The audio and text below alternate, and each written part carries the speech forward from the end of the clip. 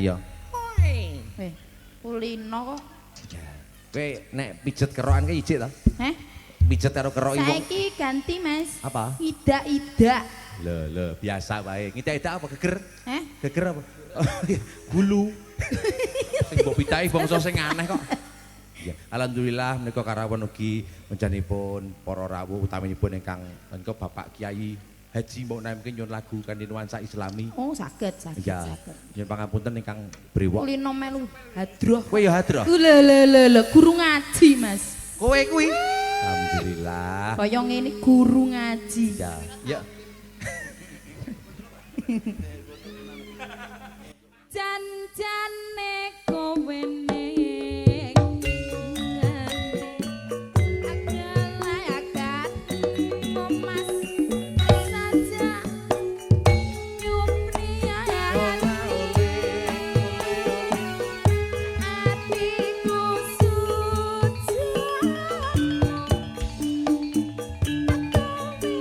angkat lur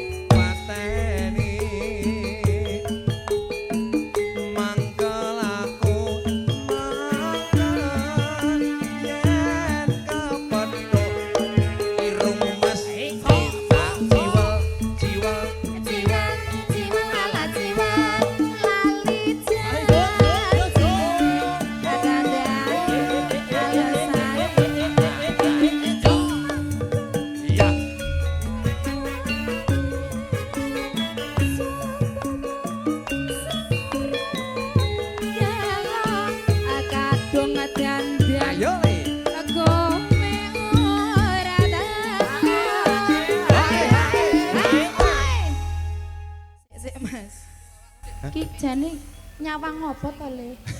Iki wong apa udu? Iki wong apa udu? Kok nyawang gendruwo ngono to. Salim dulu, Salim sama Bude, salim. Oh iya. Ngene kowe ora ngerti, Mas, anakku dhisik tak liling ndak geragap. Anakmu dhewe? Kok iso? Ciluba bablas maput ngono. Iya. Peti karo mbok iki mbok kudu. Dalam mbok karo anak kok ya nurun. Ora. Ya nurun mbok karo anak ora nurun iki. Lah piye? Ape anakku. Ape oh ya. Guyuan adem. Ora nangis. Jenengmu sapa? Jenengmu sapa? Ayo sini sama kakak juga sini. Kakak. Tua ayo.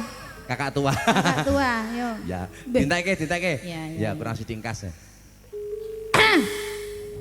Oh, masyaallah. Nganti kolu susurku kaget aku. Aku yo kolu, Mas. Kolak-kolakku. Jan-jane kowe ning